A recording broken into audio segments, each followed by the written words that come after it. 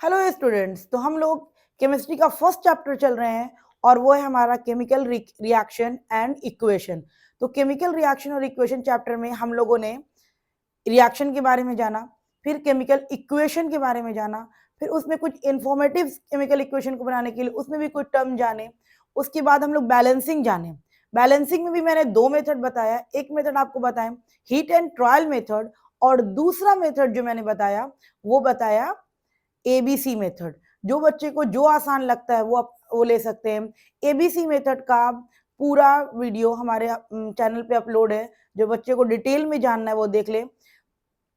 और बच्चों, balancing of chemical equation बहुत इंपॉर्टेंट है। इस पूरे चैप्टर में दो चीज बहुत इंपॉर्टेंट है, एक है टाइप्स ऑफ केमिकल रिएक्शन और एक है हमारा बैलेंसिंग ऑफ केमिकल इक्वेशन। ठीक है, तो आज हम लोग जानेंगे टाइप्स ऑफ केमिकल रिएक्शन।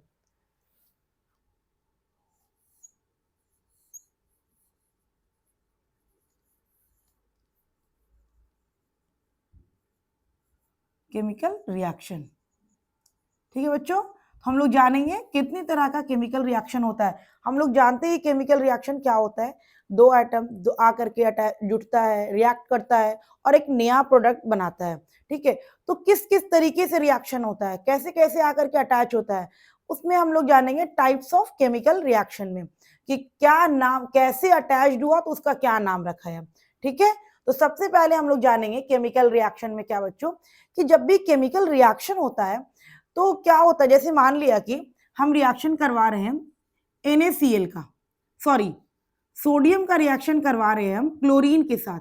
किसके साथ रिएक्शन करवा रहे हैं? सोडियम का रिएक्शन हम करवा रहे हैं क्लोरीन के साथ। तो हमको क्या मिलेगा? सोडियम क्लोराइड मिलेगा, NaCl मिलेगा, यही मिलेगा ना। जब हम सोडियम का रिएक्शन करवा रहे हैं क्लोरीन के साथ तो हमको सोडियम क्लोराइड मिलेगा। ऐसा तो नहीं ना है कि हम सोडियम का क्लोरीन के साथ करवाएं और हमको मैग्नीशियम क्लोराइड मिल गया, ऐसा तो नहीं होगा। ठीक है, रिएक्शन में जो एटम्स पार्टिसिपेट करेगा प्रोडक्ट उसी का बनता है।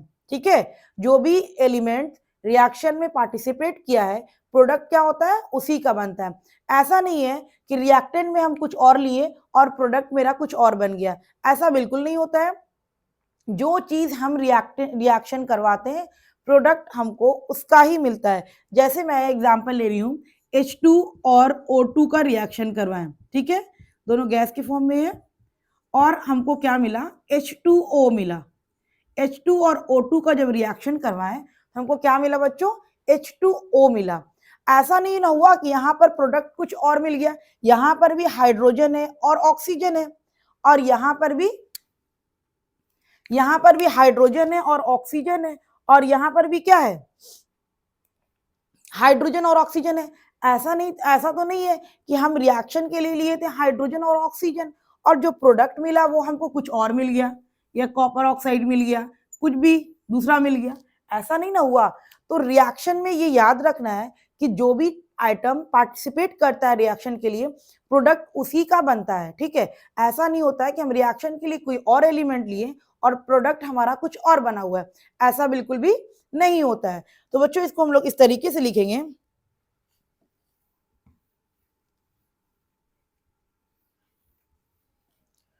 during a chemical reaction, during a chemical reaction,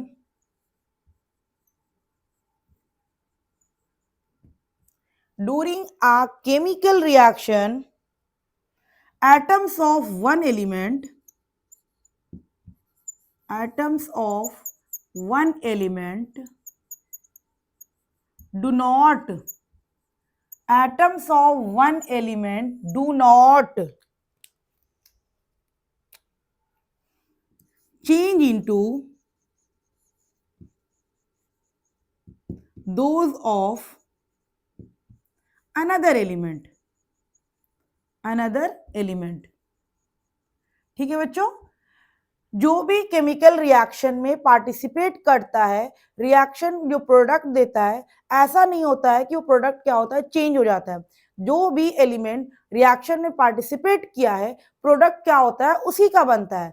ऐसा नहीं होता है कि रिएक्शन में कुछ और लिए, रिएक्टेंट में कुछ और है, प्रोडक्ट कुछ और बना, ऐसा आप कभी नहीं देखोगे।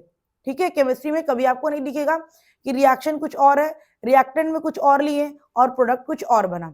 तो यही मैंने लिखा है, ड्यूरिंग अ केमिकल रिएक्शन, जब केमिकल रिएक्शन होता है, atoms of one element do not change into those of another element, कभी वो अनदर एलिमेंट में चेंज नहीं होता है, जो है वही रहेगा रिएक्शन से पहले भी और रिएक्शन के बाद भी। मैंने एग्जांपल लिया, जैसे हमने लिया H2 प्लस O2, इसको मैंने रिएक्ट करवाया तो हमको क्या मिला, H2O मिला, ठीक है, H2O मिला। ऐसा तो नहीं है कि हम H2 और O2 को रिएक्ट करवाएं तो हमको कुछ और प्रोडक्ट मिल गया। जैसे हम मान लिया कि NaCl का रिएक्शन करवा रहे हैं, हमको क्या मिल गया, NaCl मिल गया। तो ये ऐसा नहीं हुआ ना कि NaCl की जगह पर MgCl2 मिल गया, ऐसा तो नहीं हुआ। तो यहां पर हम यही समझाना चाह रहे हैं बच्चों आपको कि जो भी एलिमेंट रिएक्शन में पार्टिसिपेट हुआ है, प्रोडक्ट उसी का होगा। क्लियर है यहाँ पर? आई होप कि आप लोग को एग्जाम्पल से क्लियर हो गया होगा।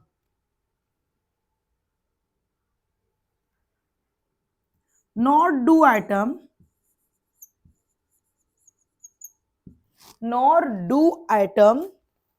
disappear from the mixture,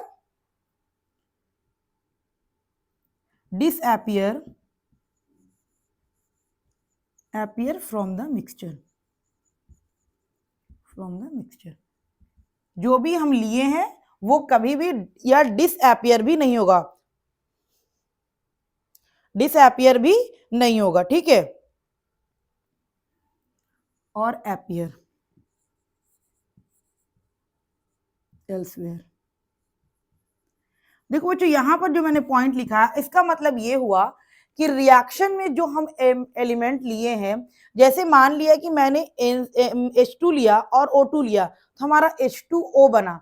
ऐसा नहीं है कि हम H2 लिए हैं और O2 लिए हैं तो सिर्फ H दिखेगा प्रोडक्ट में, यानी कि रिएक्टेंट में अगर हम दो एटम्स लिए हैं, प्रोडक्ट में भी दोनों दिखेगा, ना ही कोई भी ना डिसअपियर होगा ना नया प्रोडक्ट आकर के अपियर होगा। ठीक है, मान लिया कि ऐसा नहीं होगा H2 और O2 को जब हम रिएक्ट करवाएं तो कभी भी ऐसा नहीं होगा कि सिर्फ आपको H2 ही दिखेगा, आप जो रिएक्टेंट में लोगे प्रोडक्ट पूरा वही दिखेगा।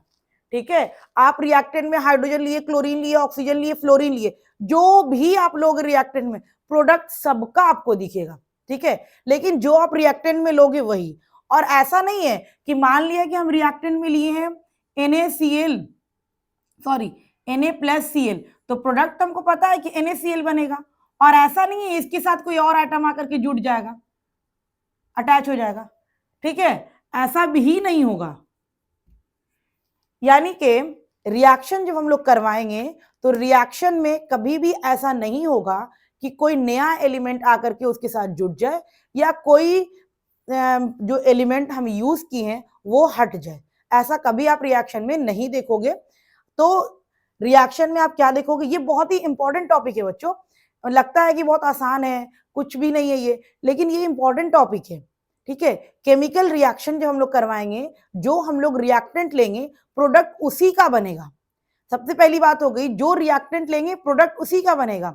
अब जो भी रिएक्टेंट में लिए सबका प्रोडक्ट बनेगा, सब आएगा प्रोडक्ट में, ऐसा नहीं है कि कोई डिसअपियर हो जाएगा। जैसे मैंने NaCl लिया, ऐसा नहीं होगा रिएक्शन के बाद सिर्फ सोडियम रहे क्लोरीन हट जाएगा, ऐसा कभी नहीं होगा। यानी कि जो रिएक्टेंट में लिए वो प्रोडक्ट में आना जरूरी है। ठीक है, और जो रिएक्टेंट में हम नहीं लिए हैं वो प्रोडक्ट में कहीं से भी नहीं आएगा, अगर वो आता है तो वो रिएक्शन गलत है। ठीक है बच्चों, तो ये आपको याद रखना है कि कोई भी रिएक्शन में अगर हम लोग रिएक्टेंट और प्रोडक्ट में रिएक्टेंट में जितना भी एलिमेंट को पार्टिसिपेट करवाएं प्रोडक्ट भी उसी का मिलेगा। ठीक है, ऐसा नहीं है कि रिएक्टेंट में हम दो एलिमेंट लिए हैं, कार्बन और ऑक्सीजन लिए, तो प्रोडक्ट में भी कार्बन और ऑक्सीजन ही होगा, ना ही प्रोडक्ट में से कार्बन या ऑक्सीजन में से कोई जाएगा और ना ही कोई नया एलिमेंट आकर के प्रोडक्ट में अटैच होगा। तो ये हुआ बात इस टॉपिक का बच्चों, सबसे पहला पॉइंट ये क्लियर हुआ कि रिएक्शन जो लिए हैं प्रोडक्ट उसी का होगा, ना ही कोई डिसअपियर होगा और ना ही कोई अपियर होगा, यानी कि ना ही कोई नया एलिमेंट आकर के अटैच होगा और ना ही जो रिएक्शन में एलिमेंट आया है वो डिसअपियर होगा। तो ये था हमारा एक छोटा सा टॉपिक बच्चों। अब हम लोग चलेंगे chemical reaction, types of chemical reaction में हम लोग सबसे पहला टाइप्स पढ़ेंगे, हम लोग सबसे फर्स्ट जो पढ़ेंगे वो है हमारा, फर्स्ट टाइप जो है वो हमारा है कॉम्बिनेशन रिएक्शन। सबसे पहला जो हमारा क्या है बच्चों, कॉम्बिनेशन रिएक्शन, या पहले इसका पहले लिख लो, केमिकल रिएक्शन एक्चुअली जो हम पढ़ाए हैं अभी, actually chemical reaction, actually chemical reaction involves the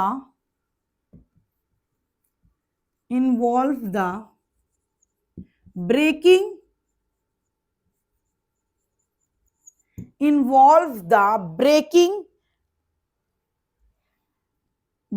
and making of bond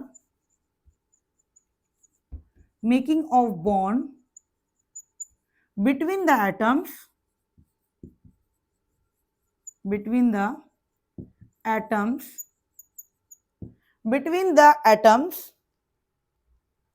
to produce new substance.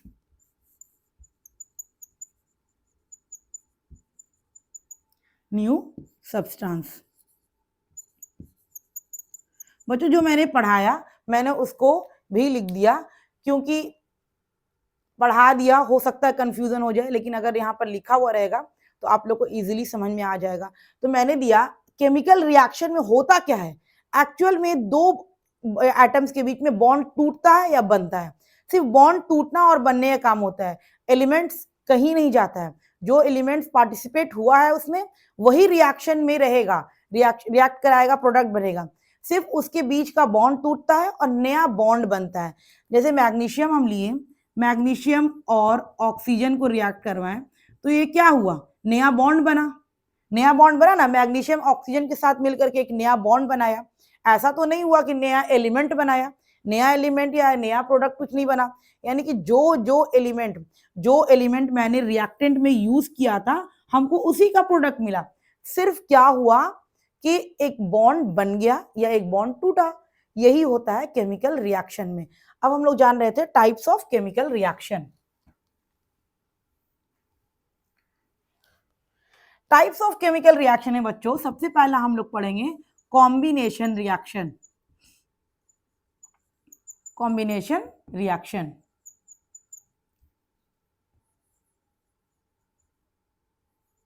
Combination reaction. Number 2 में पढ़ेंगे decomposition reaction. Decomposition reaction. Number 3 में पढ़ेंगे डिस्प्लेसमेंट रिएक्शन। Displacement reaction. और नंबर 4 में पढ़ेंगे double displacement reaction. Double displacement reaction. 4th में पढ़ेंगे double displacement reaction. और 5th पॉइंट पढ़ेंगे हम लोग oxidation. Oxidation. And 6th point है हमारा रिडक्शन। 6th पॉइंट है हमारा रिडक्शन। ठीक है बच्चों, ये इतनी तरह का हम लोग को केमिकल रिएक्शन पढ़ना है। ठीक है, combination reaction, decomposition reaction, displacement reaction, double displacement reaction, oxidation reaction and reduction. ठीक है, तो बच्चों इस टॉपिक का, इस चैप्टर का सबसे ज्यादा इंपॉर्टेंट जो होता है वो बैलेंसिंग होती है। बैलेंसिंग से क्वेश्चन आना 100% जरूरी होता है, और बैलेंसिंग बहुत इंपॉर्टेंट भी है आपकी केमिस्ट्री में। पूरे जब तक आप पढ़ोगे तब तक आपको केमिस्ट्री में बैलेंसिंग जरूरी है, फर्स्ट पॉइंट। दूसरा आपका इस चैप्टर से जो सबसे ज्यादा इंपॉर्टेंट है वो टाइप्स ऑफ केमिकल रिएक्शन है। ये बहुत इंपॉर्टेंट टॉपिक है, इससे क्वेश्चन हमेशा आता है, कोई ना कोई रिएक्शन पूछे, किसी का एग्जाम्पल दिया रहेगा, पूछेगा ये कौन सा रिएक्शन है, कुछ का एग्जाम्पल मांगेगा कि कॉम्बिनेशन रिएक्शन का एग्जाम्पल बताइए, कॉम्बिनेशन रिएक्शन है क्या, डबल डिस्प्लेसमेंट का एग्जाम्पल बताइए। तो ये टॉपिक आपका बहुत इंपॉर्टेंट है। आपको तो एक बैलेंसिंग में बहुत ज्यादा ध्यान देना है, और दूसरा आपको टाइप्स ऑफ केमिकल रिएक्शन में बहुत ज्यादा ध्यान देना है। ठीक है, अगर जिन बच्चों को बैलेंसिंग नहीं हो रही होगी, आप अगर हमको कमेंट करोगे कि बैलेंसिंग हमको थोड़ी प्रॉब्लम हो रही है, वैसे मैंने एबीसी मेथड में बैलेंसिंग बहुत क्लियर किया है। जो बच्चे हीट एंड ट्रायल मेथड से क्लियर करना चाहते हैं, मैं उस पर भी आपका एक वीडियो बना दूंगी, जिससे आपको हीट एंड ट्रायल मेथड भी बहुत आसानी से क्लियर हो जाए। ठीक है बच्चों, तो ये था टाइप्स ऑफ केमिकल रिएक्शन। अब एक एक कर करके हम लोग केमिकल रिएक्शन को जानेंगे। ओके।